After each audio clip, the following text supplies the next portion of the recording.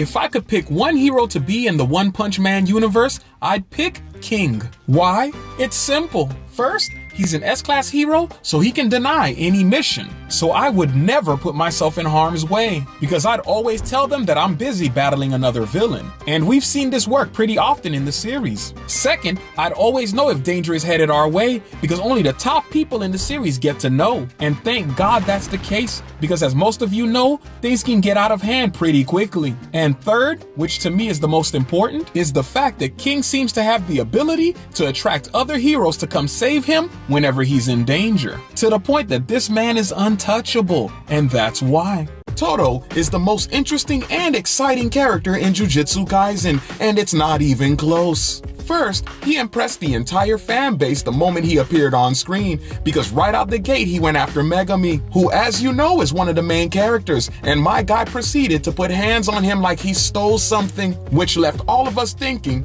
who in the world is this? Second, he is the definition of confident, which means he'll jump headfirst into danger to save a friend or a colleague. And when he does, every scene becomes a movie, especially when he starts to give you one of his epic speeches. Now third, and also my favorite, is his unique ability called Boogie Woogie, which allows him to teleport people and objects by clapping. And even though it's simplistic, my guy over here turned it into a work of art, which left everyone in the fan base wanting his ability. And that's how Todo stole the show. One Punch Man is supposed to be about Saitama, but let's be real, Garou is stealing the show, and it's not even close. I mean, just look at what this man is doing. First, he starts off as a villain who is barely as strong as some of the lower S-rank heroes. And as you know, some of these heroes know how to give out some vicious beatings. But we follow him as he's willing to take on anybody. Second, he's so evil that he's actually good. I mean, this guy has a twisted way of thinking, to the point that he's willing to protect the innocent just to beat up some heroes, because he sees them as the actual villains of the world,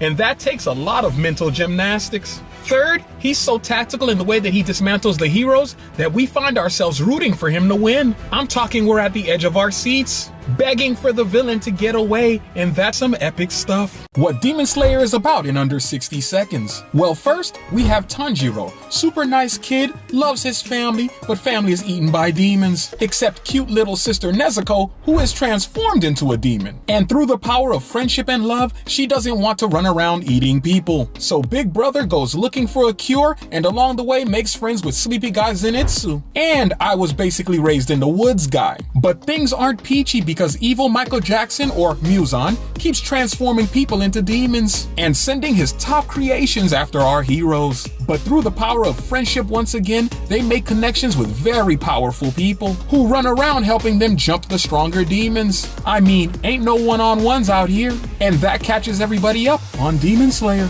Saitama is basically a god with no memory, but you probably didn't notice. So I'll point out the things that give it away. First, he's all-powerful with no limit in sight, which creates a situation where no being in the universe can beat him in a battle. It's almost as if he doesn't belong. And if you were a god, wouldn't that be the case? Second, he's kind-hearted even with all that power. And this is shown plenty of times in the series, but especially when another person is trying their best in a fight and loses, because he will show up just before something tragic happens to you and save you from the grips of the Reaper.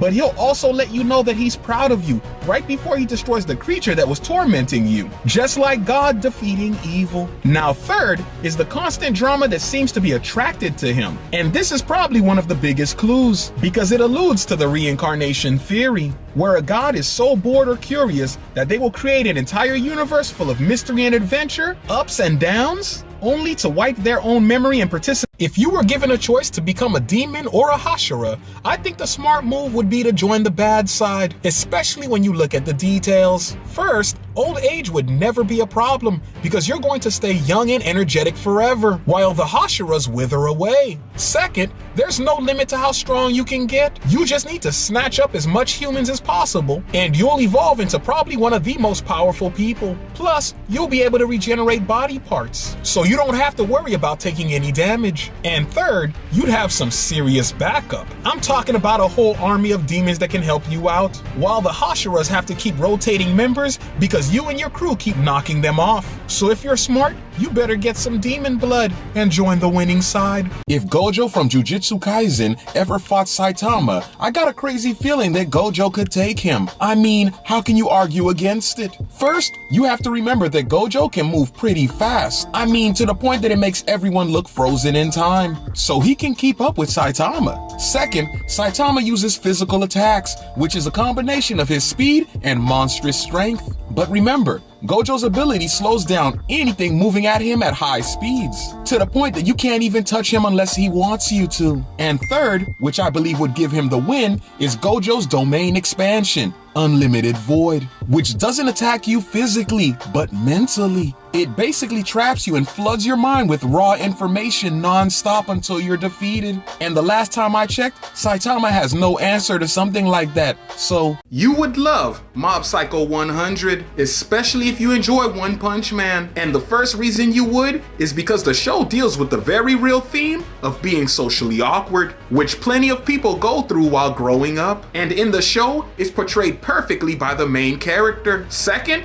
would be the phenomenal side characters, who have a tendency to steal the show, especially Dimple and our favorite awkward psychic. And third is the breathtaking visuals and animation, which in itself is worthy of an award. And I promise if you're a fan of anime, you will not be disappointed. Now join my crew by hitting the subscribe button, and we'll be king of the anime channels. Gojo has to be the strongest baby ever born in anime history, and it's not even close. Because if you remember, curses were running wild prior to his birth, and the moment this man opened his eyes, every creature of the night ran into hiding. But being this strong came with some problems, because they definitely put a bounty on this kid, which you'd think would be easy to collect. But the moment you even drew his attention towards you, it would feel like your life was in danger, to the point that characters were hiding behind walls or straight up freezing. So you can almost imagine what it was like when he became a teenager. And this makes me feel like no anime character was this skilled as a kid. So don't bring up Goku or Naruto, because this is insane. Saitama is a better hero than Superman,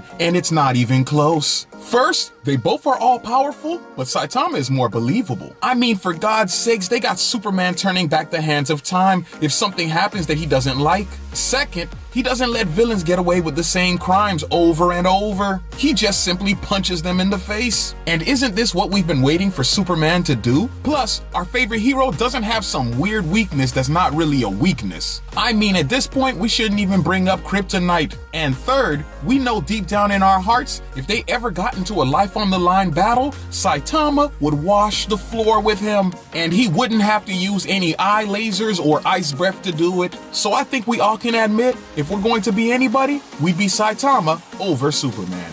Solo Leveling has no emotional moments except for one episode. And if we're being real, that's absolutely perfect. Because what it does have is non-stop heart-pounding action, which is exactly what the world needs right now. I mean, TV has gotten too soft, so it's only right we see a guy build himself up from nothing and deliver pure unfiltered beatdowns. But the icing on the cake is the fact that every episode becomes more and more intense. And that is proof that they know exactly who their audience is, which means they are going to keep their foot on everyone's neck. And as anime fans, we can all agree, this is perfection.